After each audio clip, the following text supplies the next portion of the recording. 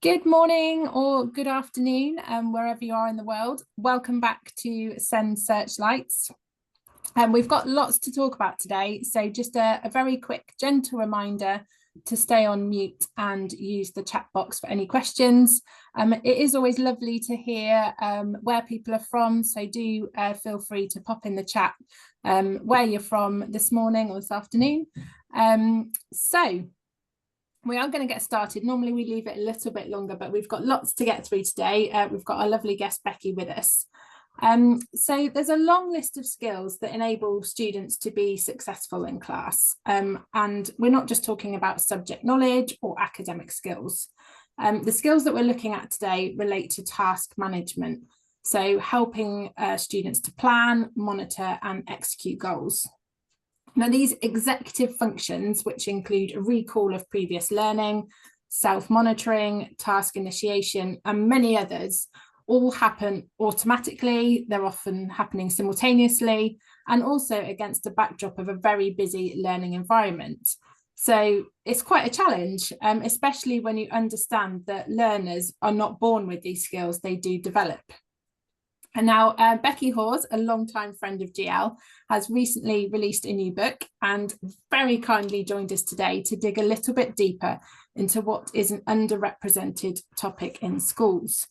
Becky, we've already shared a sprinkling of your insights in our introduction, and we welcome you back to SEND Searchlights. And we will get started with our first question. In your new book, you talk about demystifying executive functions, and that's the book's title, by the way. What do you think are some of the biggest misconceptions schools have about these skills, and why are they so important for learning? A huge good morning to everyone, or good afternoon, depending on where you are. And Polly and Debbie, thank you again for having me. I always enjoy these. So in any classroom, we are asking our children to do stuff, and that's regardless of their age or stage. And that can be anything from following a simple instruction all the way through to preparing and delivering a presentation on a previously learnt topic. And what I find is where we struggle with executive functioning is it's not so much around misconceptions, but more about assumptions that we have about our children.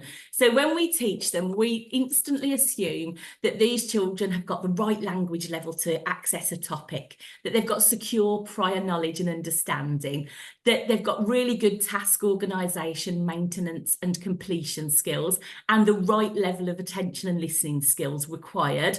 And then they've got to have the desire to want to do it, the buying. And also we assume that their social, emotional and mental health needs are all in a really good place. But what actually happens here for children and young people that have got difficulties around executive functioning is that often they present as the naughty pupil. So these are the ones that come across as not compliant or difficult because they can't follow those instructions, come across as lazy because they don't necessarily start the task, or they abandon the task halfway through, or even better, they produce you a lovely piece of work but isn't actually related to the work that you're doing in the class at the time. We've all had those. They can come across as fidgety and disruptive, dysregulated and disorganised. So what happens is, with those are the children you're constantly on that, "Oi, John, come on now, John, start work. John, have you, John. Poor John then hates his own name. So it's really around assumptions, because what happens is we assume that they're all in place, all of these wonderful executive functioning skills, but actually we don't teach them. And I think that's something we need to think about. If we're saying we're going to do a project on, do we teach the children the project management skills required, or do we just go, here's a load of stuff, get on with it? So I think it's about not having those assumptions and not assuming that children come to the table with those skills, and actually teaching them in a really discreet way. Amazing, thank you, Becky. Yeah, it's really important, isn't it? Like, you realise just how much is going on at one time, and like you say, we've got to teach it and not expect it. Yeah. But Debbie, I'll hand over to you. I think you're on the next question. Yeah. Thanks, Polly. Becky, in your book, you dedicate several chapters to 8 skills associated with executive functions: self-monitoring, planning and prioritization, task initiation, organisation, impulse control, emotional control, flexible thinking and working memory. You also talk about the importance of reframing perception, looking past the service behaviours or symptoms to understand and address the cause, so to speak. Can you share some of the key classroom indicators that a child might be struggling with executive functions? Let's focus maybe on working memory. Okay, yeah, so as you said, Debbie, each part of the book's got a section dedicated to one of those areas, and working memory for me is a massive one, especially as I've reached that age where I get upstairs to go and fetch something and I get up there and think, I wonder what I'm doing here, and I have to go all the way back down and start again. I'm sure it happens to the best of us. But in terms of working memory, I think it's one where we get those children that are underperforming against what could be their potential, and we can't quite put our finger on why that actually is. So they present as having the capacity to learn, the language is there, the buy-in's there, but for some reason you're scratching your head thinking, why are you just not getting this? So I'm always in the classroom observing children as part of my advisory role. It's wonderful because you get to hone in on just one pupil in loads of detail, which is impossible if you're teaching a big class. But I'm looking out for children that are really sort of sociable, but when they play games such as strategy games, they can't make any progress in those games, and the games fall apart because they just can't hold the information in their mind. They're perhaps more reserved in our group activities and avoid questions, especially direct questions, because those are times when we've got to hold information in mind, process it, do something with it, and give a response. So those children actually aren't being withdrawn or aren't being reserved. They're just fighting to hold the information in their head, so they can't actually participate as well. These are children that might appear not to be paying attention, so they look like they're all over the place, fidgeting, whatever, but actually, again, holding my attention on what you're saying means I can't hold the thought I've got right now, or I can't follow the thought through to the end. You get a lot of task abandonment with these children, especially in mental maths. So you'll have like a difficult question, like 27 times 12. So that child might need to do 27 times 10, 27 times 2, hold those answers, put them all together and give you, but they can't actually, they'll do 27 times 10 and stop because that's as far as I can get. Often difficulties with place keeping within a multi-step task. So they get part of the way through, then they're completely lost. They can also appear easily distracted, again, because they're holding on to that information, so can't do the things that the rest of the class are doing at the same speed. Just forgetful in general, and also children that become easily overloaded and end up feeling dysregulated and overwhelmed as a result. So, you know, you can kind of see as adults, if you're in one of those meetings that lets them, it's a bit boring, and you kind of get to the point of, oh, and then the person's talking at you and you reach a point where you can't take any more in. So you start thinking about unicorns and mermaids. It's those children that we're looking out for. So I often am looking to kind of go, okay, I can't quite explain what's going on here with you. And we tend to find really easily that if you put a good working memory support in, which maybe we'll come to later, those are the children that it suddenly clicks for and they zoom ahead really quickly. Thank you, Becky. Yeah, it's a reminder, isn't it, that that learners are using their working memory all the time in a classroom. We're trying to retain that important information while they work in the face of distractions from noisy classmates and busy environments. And I know, like you sort of said yourself, like you go upstairs and you can't remember what you're looking for. Like I know at home, like if my husband's talking to me, my daughter's talking to me, I'm trying to get on with my work, it gets too much and you can't focus on anything. So it does happen to us all, so it's really important that we get it right for the children. I think you sort of touched on this very slightly, but once we've identified that a learner may have working memory difficulties, what are some of those most effective strategies that you've seen schools use to support children on a day-to-day basis? Yeah, I think where I've seen two sorts of things with this, it's not necessarily about having a really big, expensive intervention with this one. It's identifying your children because you know them well. So you start to see where the holes are. And I think with this, what my schools do really well is they're not after a magic silver bullet that's going to fix everything, because they recognise that you can't actually increase someone's memory. It is what it is. But what they do well is teach that young person strategies that they can deploy independently, and really good supportive resources are in place. So they develop a toolkit, which I think is brilliant. So in this toolkit, it's at a universal level in the classroom, in a vital for some but valuable for all sense. So there'll be some really good visual supports in there, maybe a task timeline that shows what to do and in what order. So you haven't got to hold the task. So then that bit of your brain's freed up, if you like.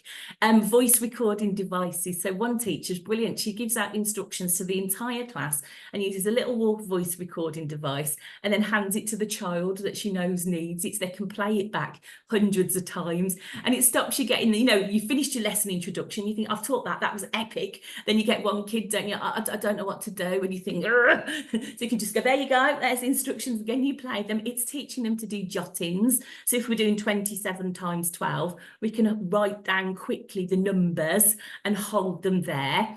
It's about task slicing as well. I do this, so I've taken a big job like cooking dinner, and I think, right, I'm going to cut up the potatoes, do the vegetables. That's 2 bits of the task. Then I'm going to have a sit down. Then I'll do the next bit. So we break that big task into small steps. I think giving your children processing time as well, time to really refresh, refocus and process, so that they've got time to store information before we move on. And then my 2 big ones as well is stripping back. What are the key bits the children need? And let's just give them only that, not lots of other little asides and stories. And to have a red flag moment. So my red flag moment is, what is the key nugget I want you to take away from this lesson, or the key nugget in this task, and actually signposting that really clearly for the children, so that they know that's the bit I've got to hold on to and work on. The rest of it I can shove over here. Amazing. Lots of, like you say, lots of strategies that don't cost the earth. No. And you can implement them tomorrow, Yeah, even definitely, today. definitely. So we're just going to pause the conversation with Becky for a moment, because we've talked about some of the strategies. We also need to remember that graduated approach model, so the assess, plan, do, review. And actually there's an expectation, like Becky said right at the beginning, that we understand our pupils' individual learning needs, and that can be through that monitoring, through that careful assessment, and this information does provide an essential starting point for decisions then related to any adaptive teaching or evidence-based intervention. So one thing that GL provide is a screener called Recall, and this is specifically designed to investigate strengths and challenges related to working memory. So I'm just going to share my screen just for a moment so that we can have a look at Recall and just share some of the key features of it. So Recall is a screener, it's not a diagnostic, but it does give you some indications as to whether that working memory is going to cause some barriers to learning for students. It takes 20 to 30 minutes, so it is a really quick screener, and as you can see, it covers a wide age range. So it looks at word recall, it looks at pattern recall, and it looks at counting recall. Also, if you're looking for any exam access arrangement evidence, it does support that as well, so you can use it if you think actually from these results this student is going to need extra time in their exams, like Becky said, for that processing time. So just an example of some of the screening tasks, really simple. It's not overtaxing for those students who do need that time to remember, but you can see word recall, that's about matching words that they hear. Pattern recall is about remembering a sequence of patterns, and then counting recall, you're looking for different objects. So there's only 3 parts to the assessment, but it does provide you with that opportunity to understand where across executive functioning a student may be struggling. And then obviously you get a report from this. So it's really easy to interpret. You can see just from 2 different colours where a student is struggling. So it might be blue is obviously that's a good average range. Orange is where you need to look at. So again, you can see whether it's just a specific area of working memory. So is it just word recall? So is it that vocabulary actually that's the barrier, or is it a working memory barrier in all? obviously these aren't sales pitches, our webinars at all, but if you are interested in Recall, we are just going to launch a quick poll, so that if you would like some more information and find out a little bit more about this working memory screener, then we can obviously reach out to you afterwards and get in contact and give you more details. So that poll has now popped up on screen. So I will stop sharing my screen. I'll give you a moment just to finish that poll, and then I think I'll hand over to Debbie. Thank you, Polly. This is the part of the session where we aim to suggest some immediate takeaways by way of our illuminations. So Becky, aside from using a tool like Recall, if schools were to make one small but meaningful change tomorrow, to better support learners with their working memory, what would you recommend for that? Yeah, so again, just quickly, I think the screening that you just shown is really good, because it means that we can really know children well and use that as a spotlight to really find the children that need it. And for those children that need it, one really small, meaningful change for me is that when we plan our lessons, we stop and evaluate the working memory demands of what it is we're actually asking the children to do in the first place. So normally we sort of work out, okay, what's the content? How are we going to present that? But actually we need to add a third question as to what actually is the demand we're making on the child's working memory in this lesson, and how are we going to support that effectively with all the things that I suggested in the previous answer. Thank you, Becky. One recommendation for us, for UK-based colleagues particularly, are the recent rapid evident assessment reports that were published by the DFE in September. These documents examine different approaches and tools that can be used to identify and support learners with SEND. The document linked included a dedicated section on executive function and recommends some of the instructional approaches that can be adopted. So we've got a link here to cross-cutting themes in identifying, supporting and collaborating for children and young people with SEND, a rapid evidence review. So you might like to have a look at that.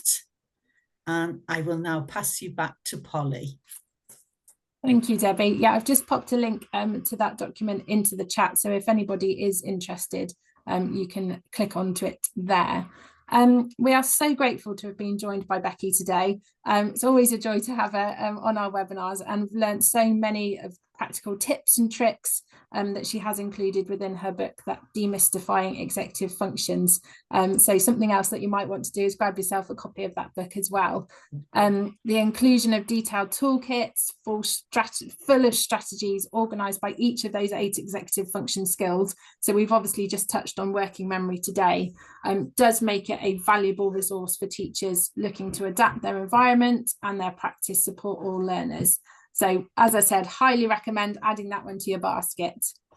Finally, we do look forward to seeing you all again for our next episode of SEND Searchlights on the 9th of December, when we respond to your feedback and introduce the first of our case study sessions, where we take anonymised assessment data, investigate what that information shows about the learners, and what key questions practitioners might ask when deciding on next steps. So thank you so much to Becky. Thank you so much to you all for joining us. And when you finish the webinar today, a short survey will pop up on screen. So please do fill that in, as we do like to get your feedback for our future sessions. But once again, thank you to everybody. Have a great rest of the day or evening where you are in the world. Thank you a lot. Thank you. Bye. Thank you very much. Bye. Bye.